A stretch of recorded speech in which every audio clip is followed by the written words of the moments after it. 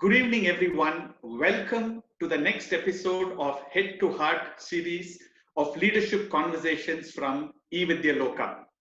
I'm Ravichandran, Chairperson, eVidyaloka.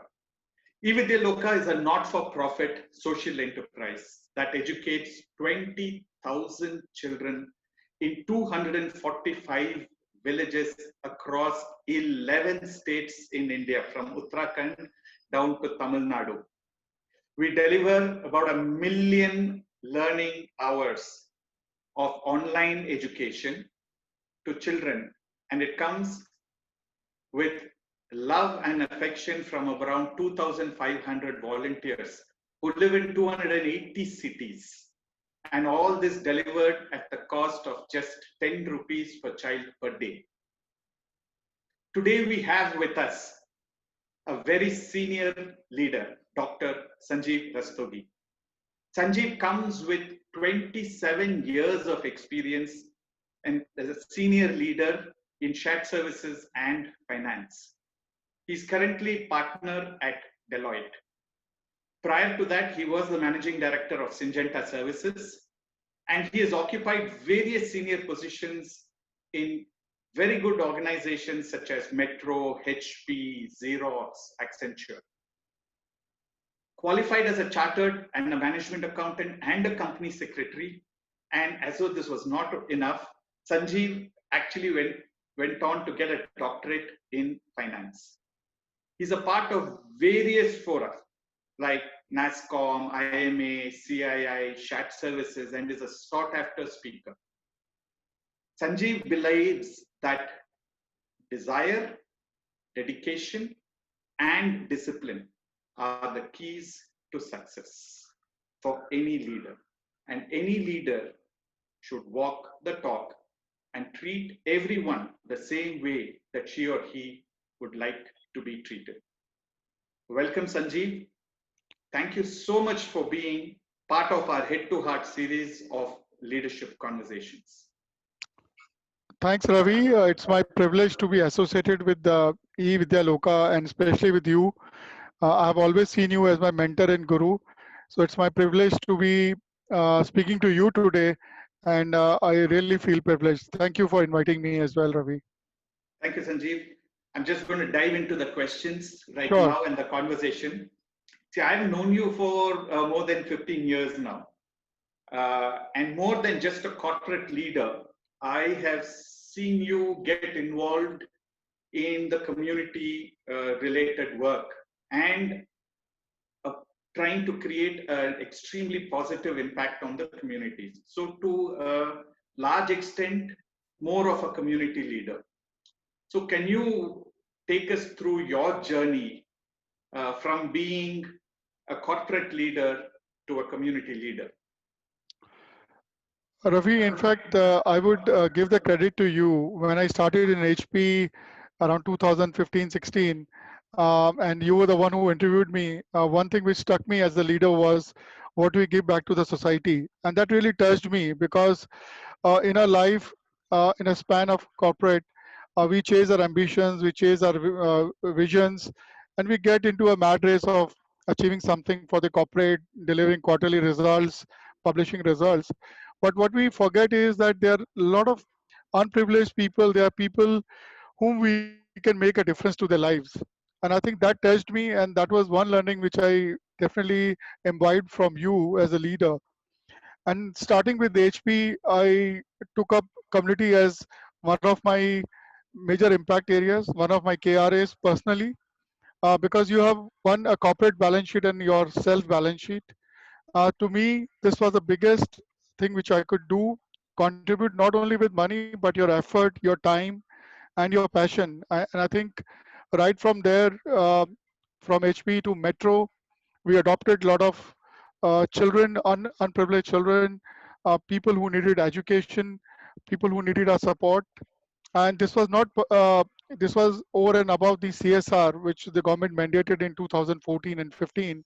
I personally got connected with a lot of schools. I used to go and spend time on weekends. I got connected with Rotary through my wife. And uh, with that gave me a very good inspiration that gave a meaning to my life. And I think if somebody asks me what is purpose of your life, then I would say not achieving heights in the corporate world, but making a difference to society at large and giving back to the society which I've been earning for so many years. I think that is my passion. And I continue to do so in my last job at Syngenta, as you said. And I will still continue. And I'm privileged to talking to you and will like to contribute more as I grow older because that's the purpose of my life. Fantastic, Sanjeev. And here, you've always managed to look at few causes. I still remember the prosthetic hand project that you did at Syngenta, and I'm sure that would have created a massive difference to so many people. So I've always seen you tie in this to the sustainable development goals of the United Nations, or should I say now closer home to Atmanirbhar Right. Bharat. There has always been a linkage to this. So what sort of linkage do you create in these efforts of yours towards the community? I think Ravi, you touched upon a very good point. One was the prosthetic hands which we gave, which really helped people to enable them, and I will call them differently abled and not disabled because they were differently able. They have a lot of qualities which we a normal human being don't have. What they needed was a kind support where they can show their talent, they can showcase what they are capable of, and I could see that in this kind of pandemic I see some of them making masks, some of them coming out and doing a lot in the COVID scenario. So that really made an impact because we were using the indigenous PPE kit. We donated to the hospitals, government hospital, the mask and the PPE kit designed by some of these differently able people. The other out of the 17 charter which the UN has, we adopted one was the education, which is a bit where we adopted a lot of schools, and these are not aided schools by the government, but these are not missionary schools as well. These are schools for differently able kids, and these are mentally challenged kids. So what we did was we built a lot of classrooms. We gave them electronic boards.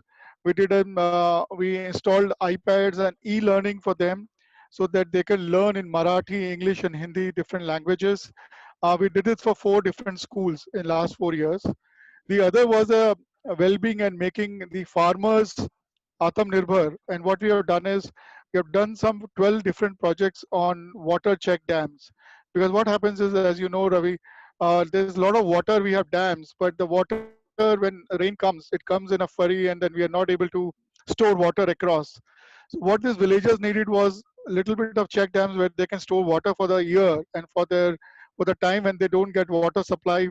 um, so that really made an impact, and we adopted few villages where this was modeled, and we could see now the farmers themselves um, growing, not depending on the government to give waters.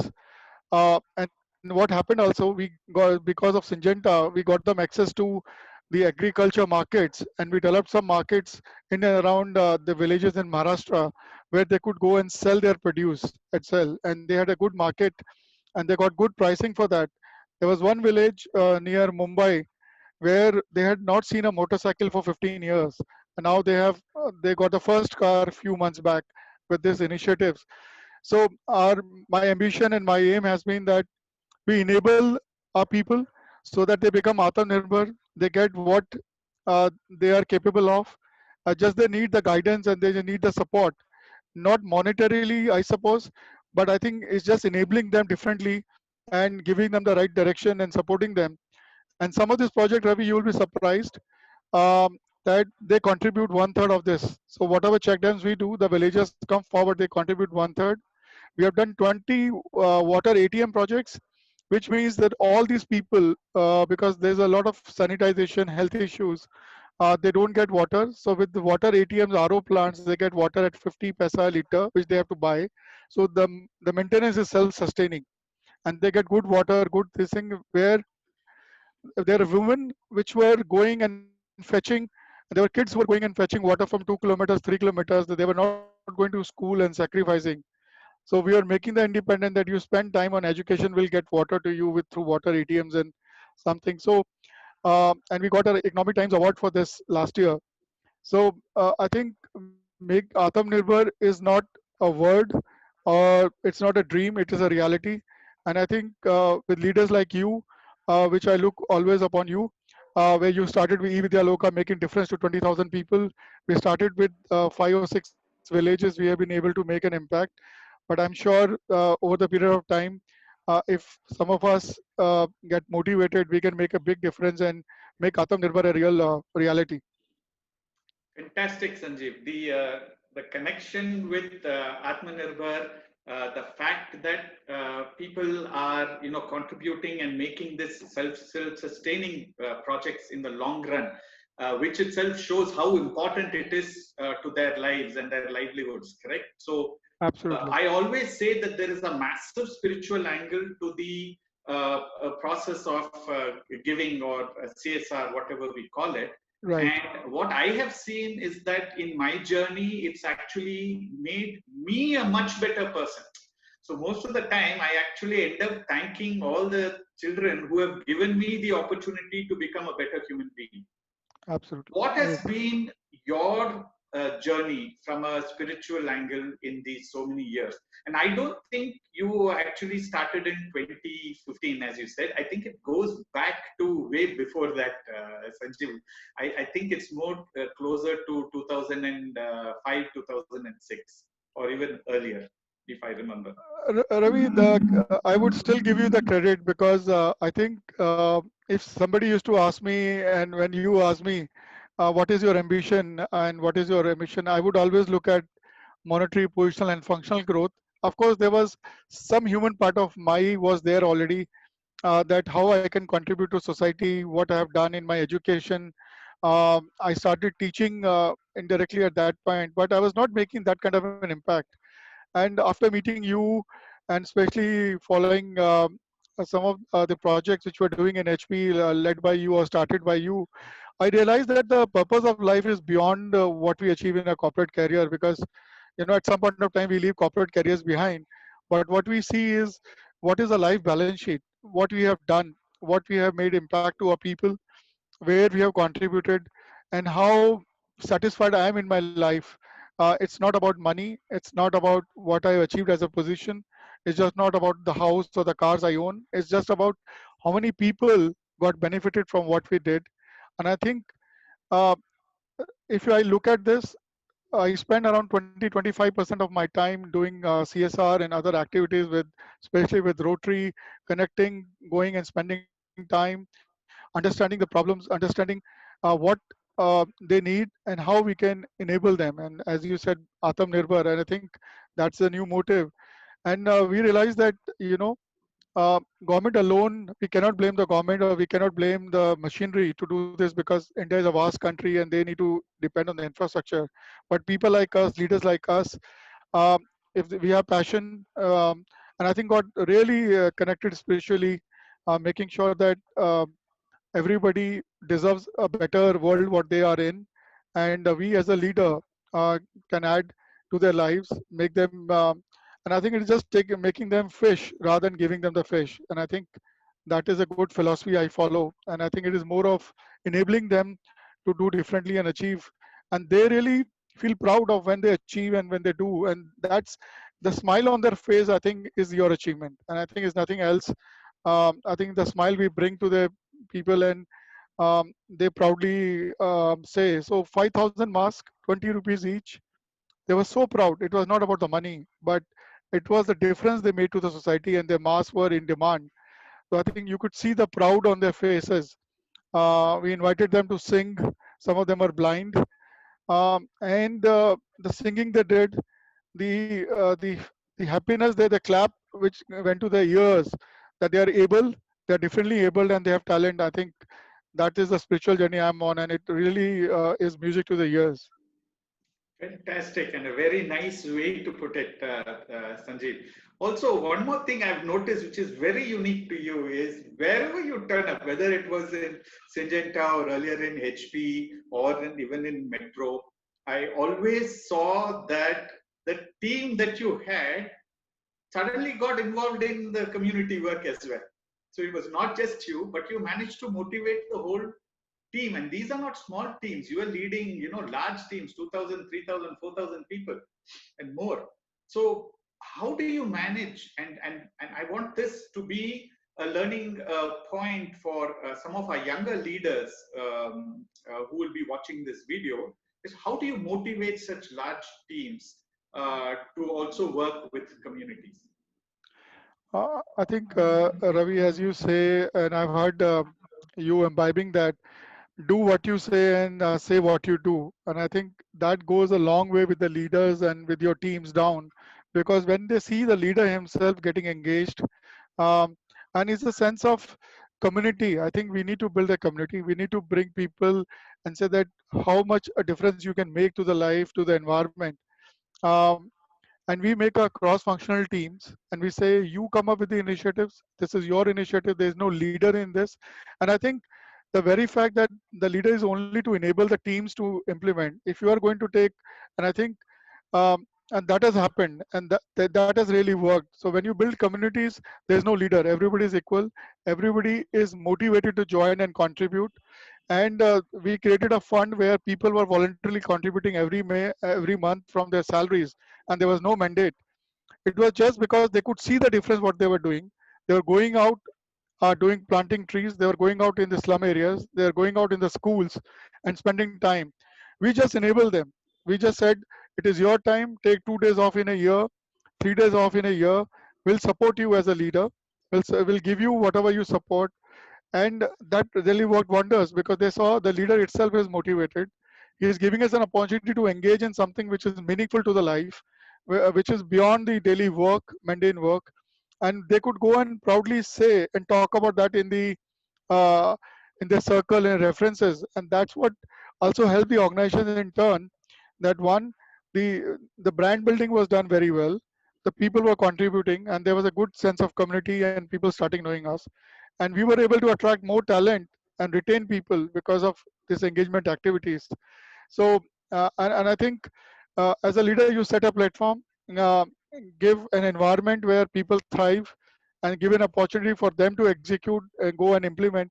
And I think that's something which I thought as a leader we should do. Excellent, Sanjeev. So give them a platform, let them be, and therefore, thrive with whatever best they can do as a leader.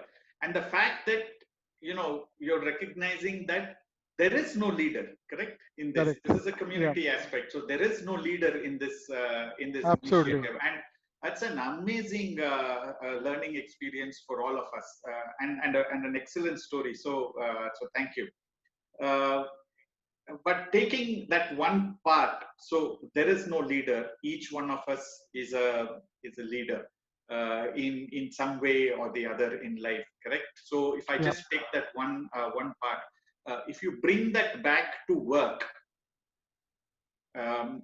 more than just in the community side, but when you bring it back to work, have you seen that create an impact at work? And can you share anything? So Ravi, we were running in last two organizations, campus to hire program where we were inviting all the millennials, and they were coming in.